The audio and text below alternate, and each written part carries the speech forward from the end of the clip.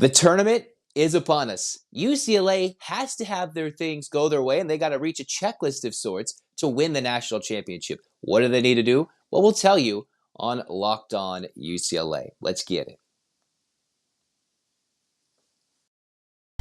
You are Locked On UCLA, your daily podcast on the UCLA Bruins. Part of the Locked On Podcast Network, your team every day.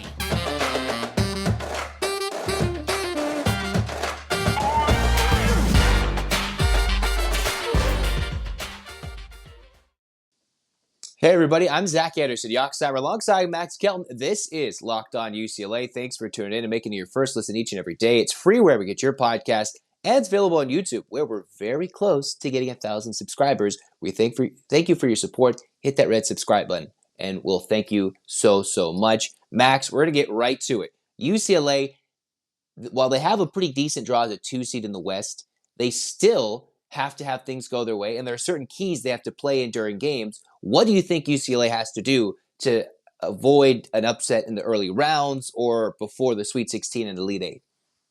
First things first, it's foul trouble. This is a team that has struggled with depth toward the end of the season. Jalen Clark's injury, we don't know about Bona, so you can't get into foul trouble. You can't allow teams to go to the free throw line on you, and frankly, you need your players throughout the entirety of the game. So that depth is crucial at this time of the year. And if this Bruin team does get into foul trouble, we saw what it looks like in that Pac-12 championship against a really good Arizona squad. They will utilize that lack of depth to win basketball games at the end. Yeah, you could see Arizona. There's not many teams exactly drawn up like Arizona, where it's been documented all year through various outlets, but the blast to the past, how they have their two bigs. UCLA, I'm not entirely sure, will have to deal with multiple skilled bigs that Arizona can go to one way or the other. But, in this tournament, you're going to have to potentially run through some teams that are pretty big and will get your players to jump up and up fake and commit a foul. For me, I think UCLA, in terms of my first checklist, needs to find a way. They might meet Gonzaga in the Sweet 16, right? Remember Heartbreak City? It's March Madness time. They're starting to flow that game on YouTube. Adam Morrison with the tears and everything in between. But I think one of these games, if UCLA is to make a run, they'll be down 5-6 points. There might be 2 minutes left. I don't know if it's the first round. I don't know if it's the Final Four, any round in between. But they will be down late in the game, and they will have to use that defense where they don't deserve to win, but they'll have to win a game that they don't deserve to win. They flat out maybe were outplayed, but sure, because of their grit and tenacity, which we saw almost with Arizona, they were playing all right and grinded it out to the end despite no big men in that game against Arizona's bigs, and they almost did it. While they weren't trailing, I think UCLA will have a game this year in the tournament where they're down 6, they'll win it. We'll be like, my goodness, Twitter will be aflame, social media, UCLA, Heartbreak City 2.0, something like that, which makes UCLA get a comeback win. What are your thoughts, Max? You're absolutely right. And this championship, for the Bruins at least, will not be won on the offensive side of the ball. Don't get me wrong, scoring is what gets you points, but it won't propel you over the other team. It's limiting scoring on the defensive side. And that's one of the reasons why this team, throughout the entire season up until, that Pac-12 finale was really good, because Jalen Clark led a defensive unit that was one of the top teams in the country at stopping opponents from scoring the ball efficiently. And, since then, it's been difficult for the Bruins to lock into that same defensive prowess. Now, you look at this team, and toward the end, like a guy like Amari Bailey, who can pop off on the offensive side of the ball, Jaime Hawkins, player of the year, we know what he can do, but it's not going to be their offense. It's not going to be their scoring that will win them this championship. They have to be able to limit on the defensive side, and especially in the paint. And once again, that gets to be my key, because they're thin at that forward position. They can't get into foul trouble, and then they have to be able to get out and run. This is a team that's really quick, so they have to be able to work on that fast break and then score in transition. Yeah, it's been a very underrated part of UCLA's game this year. The defense turned into quick offense, whether it's Tiger running it, Jaime getting a steal when Jalen Clark was out there. And I believe Jalen Clark recently named National Defensive Player of the Year award finalist So that's what to your point about the defense, who's going to step up? And we wonder what Adem health is. There's not truly been an update, at least from what I've seen at this recording of this podcast, in terms of, hey, what is he fully go? He's expected. We're all expecting him to be in uniform that Thursday night against UNC Asheville. But your point is you're correct, and we'll talk about this later in the podcast. Hint, hint, talking about UNC Asheville's post-player or players, that they can maybe make an impact against UCLA, and that's just one of many potential opportunities UCLA will have to deal with in this. For me, another part of the checklist, I think there's two guys that need takeover games. I think Bailey needs to have, of course, a great tournament to go get himself drafted high. We would love him to come back one more year. Unlikely, considering his stock is rising. With Clark out, Bailey has to be a focal point. I think Amari Bailey has to go win a game for UCLA. He needs to go get a career high of 30 points. It doesn't need to be game one. It could be a game where he just takes over. We saw that in the Pac-12 tournament where he started, near career high, equaling his season/career high as a true freshman. And he's about to blossom. And sometimes we see guys 30-point outings, especially in college. That is a takeover game, especially in the tournament, where if you're playing UCLA, that game might be 61-59 like the Pac-12 tournament final. Sure. 30 points is half or more than half of your points. So if Bailey has such a takeover game where he can just get to the rim so easily against teams that aren't your conference foes, that haven't truly seen him, that could be, in my mind, a big key for UCLA to win. So I'm thinking, all right, got to get that Mari Bailey takeover. And then I think Hawkes has to play like a National Player of the Year. Not that he hasn't, but there's a difference between, 4 for 10 and 15 and 8 to 29 and 15, which he's been posting a lot of those numbers lately. He needs to do that at least 2 more to 3 times throughout potentially 6 games to a title in order for UCLA to come through. Your final thoughts, Max? Well, I think that, while you're focused on a couple of players having really big games, one of the keys to winning a national championship, especially for this UCLA team that lacks depth, is playing together. They need to play on the same plane as each other, and that means getting everybody involved. You saw in that Pac-12 championship, David Singleton, 3 shots, 1 3-pointer. He missed all of them, 0 scoring. That is unacceptable for the player who's played the most games in UCLA history, for the player that leads the Pac-12 in 3-point shooting percentage, 43% from outside. You have to be able to get him involved. Unacceptable if he cannot get into a scoring rhythm. No, I get it that Arizona was able to lock down Singleton, and I'm sure that was one of the keys moving forward for that team in the Pac-12 championship, having already seen the Bruins twice this season. But now UCLA will play against a bunch of teams that haven't seen them in person. They don't know what the Bruins are capable of, and they're not comfortable playing against a Bruin team that gets out and runs and shoots the ball well. And that shooting starts with that young man, David Singleton. He needs to be involved on the offensive side, and you have to find a way to get everybody into rhythm.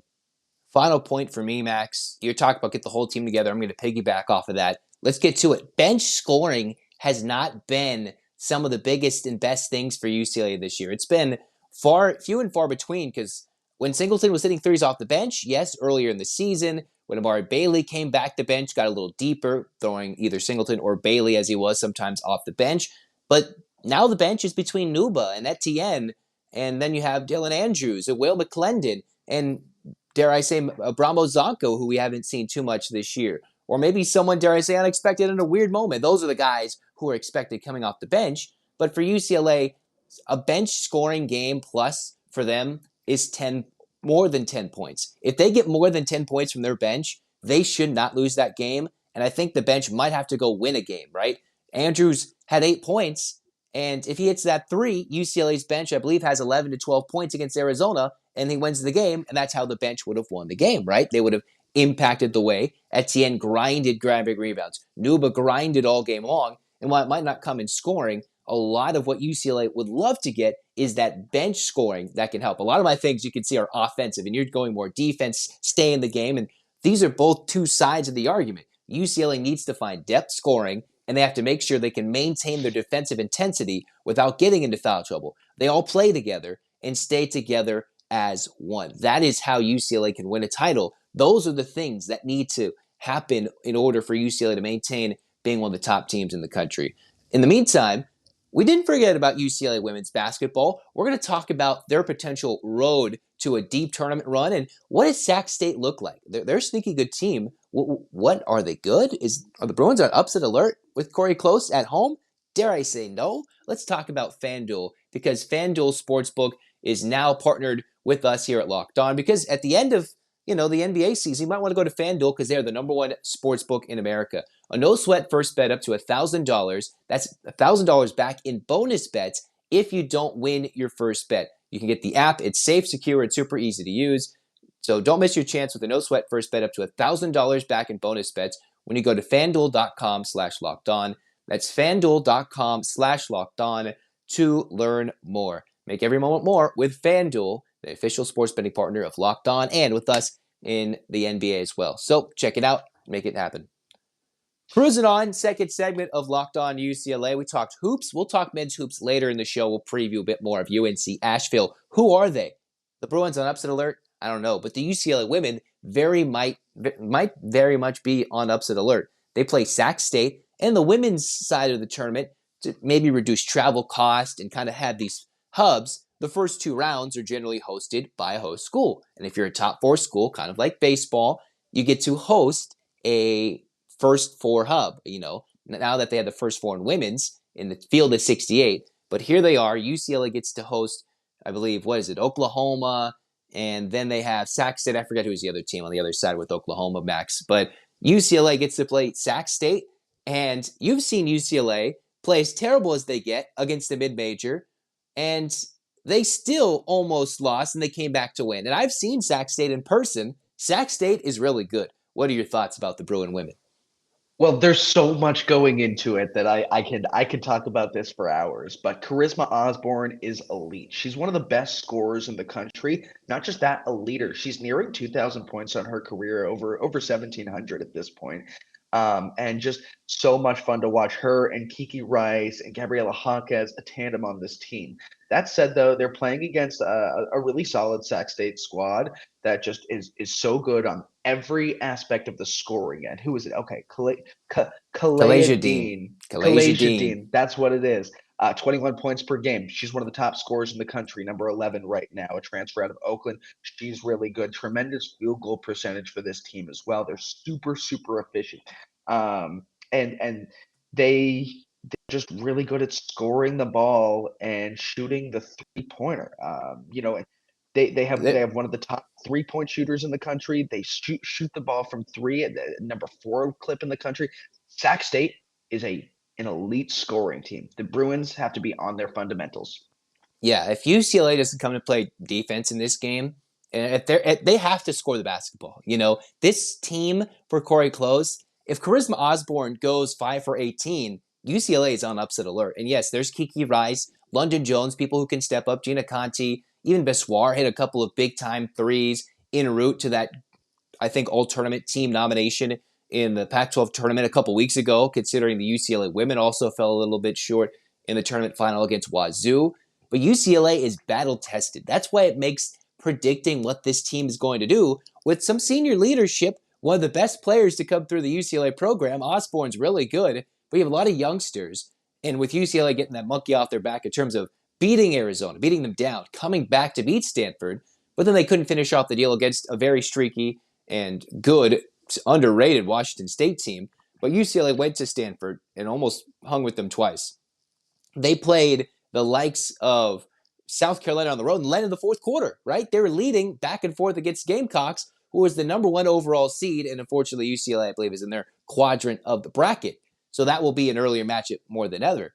So while UCLA could very well lose game 1, I am not far-fetched in saying I think this team could make it deep to an Elite 8 or Final 4 with as topsy-turvy and as up and down and competitive equity, or, it's just how it's been this season.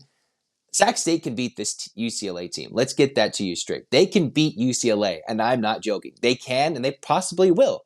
But I also think UCLA could easily go as far as the Elite 8, Final 4. That's how weird this season has been for the Bruins.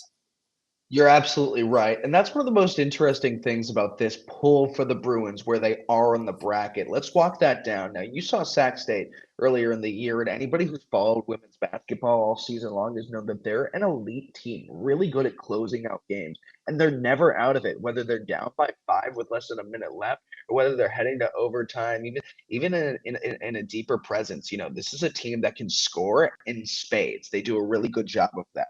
That said, though, if UCLA is to move on, they'll play a team likely like Oklahoma, another a team in the Big 12 who, you know, if you were to pay attention to what Oklahoma does well on the women's side, it's very similar to what Baylor does well on the men's side. One of the best scoring teams in the country, second in the country in scoring offense, third in the country in field goal efficiency, but an awful defensive team.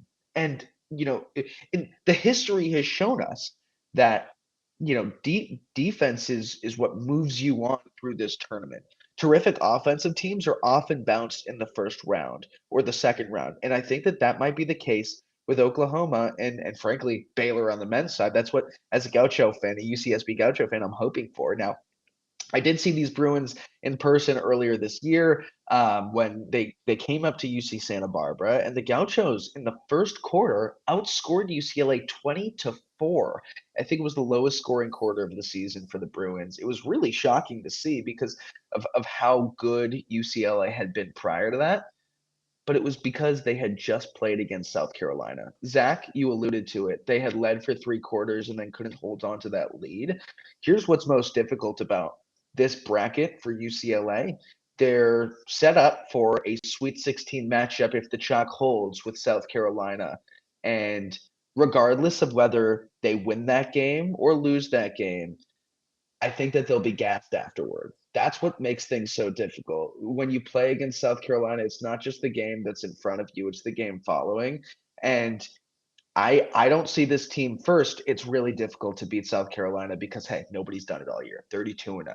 They're a tremendous team, so good at closing out. Aaliyah Boston averaging a near double-double. She's one of the best players in the country, and they're the best team in the country, so they're going to close out games really well. Second,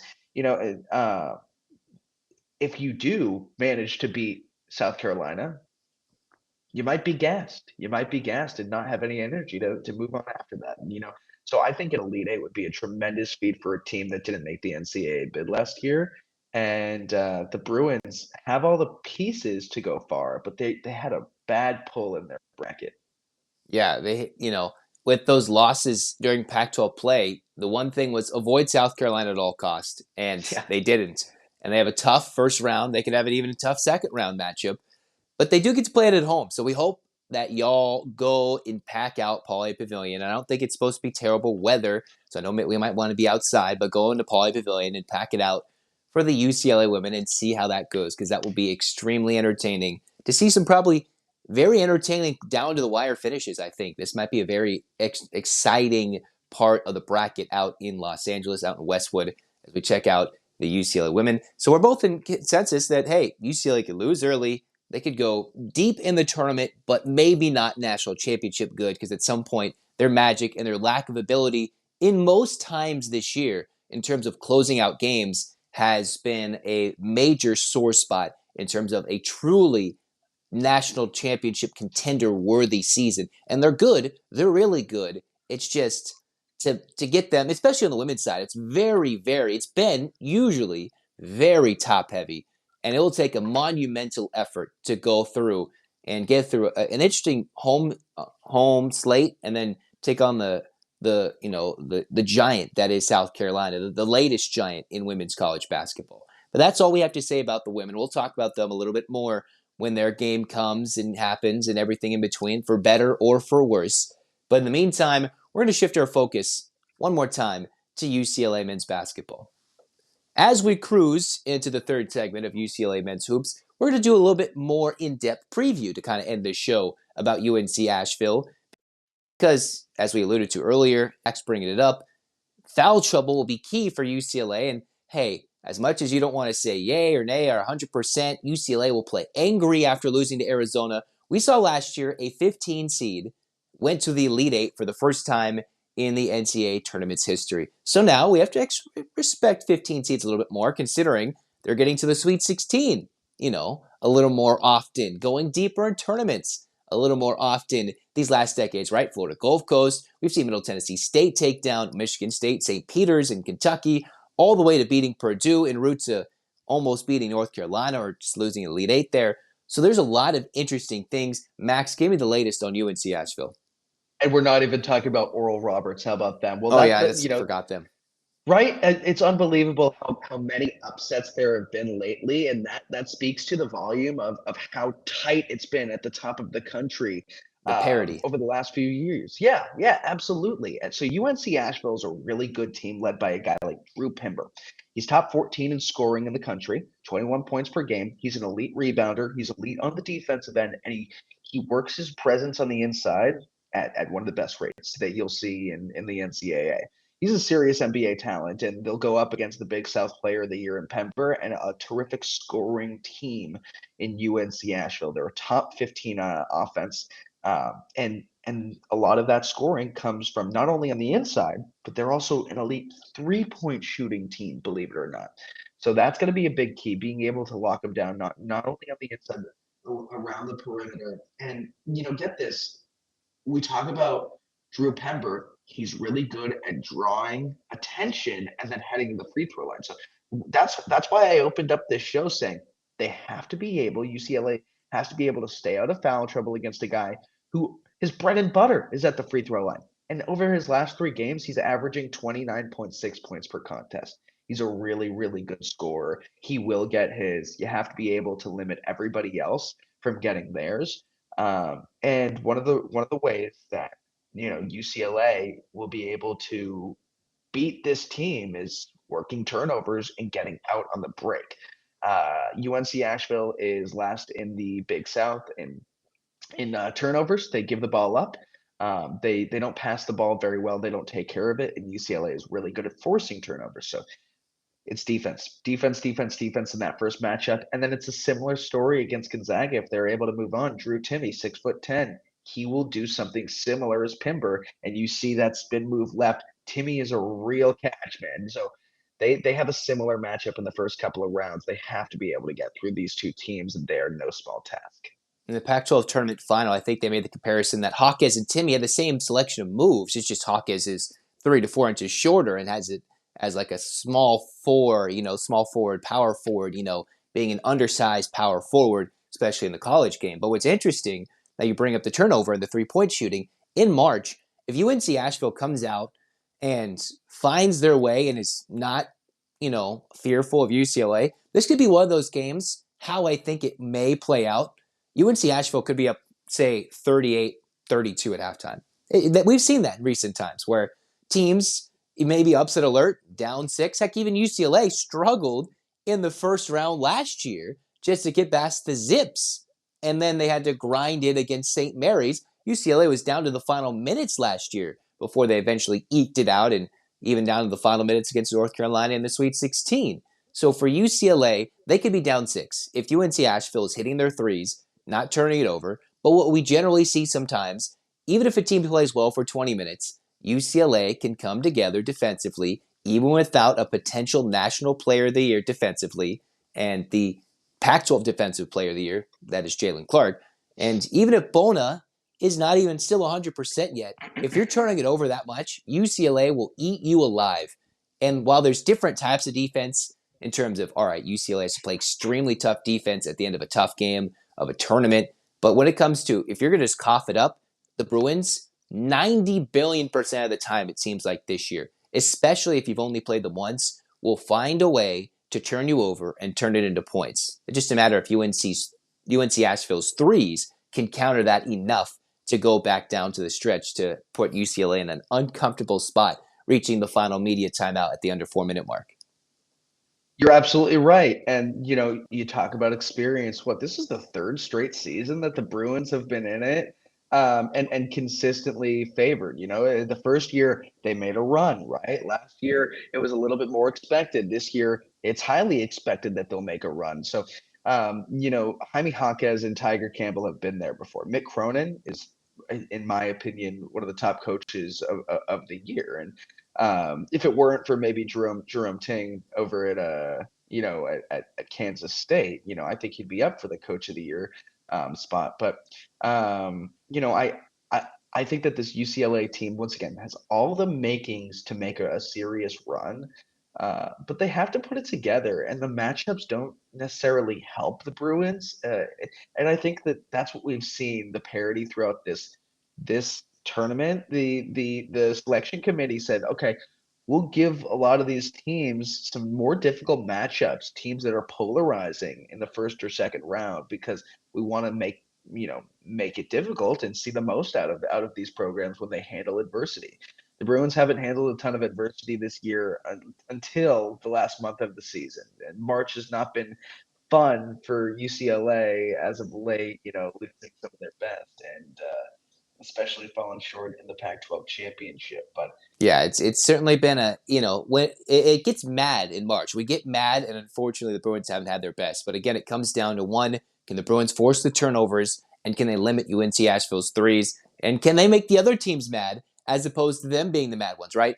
Outcried for the 1 seed. Oh, Jalen Clark out for the year. And then it's technically, I guess, leaked that he's out for the year. Mick Cronin didn't really rump that out probably until after Selection Sunday. But either way, the 2 seed in the West makes it for an interesting battle for UCLA basketball. For Max Kelton, I'm Zach Anderson-Yoxsimer. We once again thank you for making Locked On UCLA your first listen each and every day. And hey, go hit that subscribe button on YouTube. Thanks for making it your first listen. We appreciate you, and we'll have some excellent content throughout March and throughout this tournament run for UCLA hoops, the men and the women. And when football becomes interesting again, spring practice coming up, we'll talk about that again. In the meantime, go check out the Locked On College Basketball Bracket Breakdown. National analysis on Locked On College Basketball with the Bracket Breakdown show. It's already out, I believe. Go check it out. It's on any Locked On College Basketball channel and where you get your podcast and on YouTube, the Locked On College Basketball Breakdown.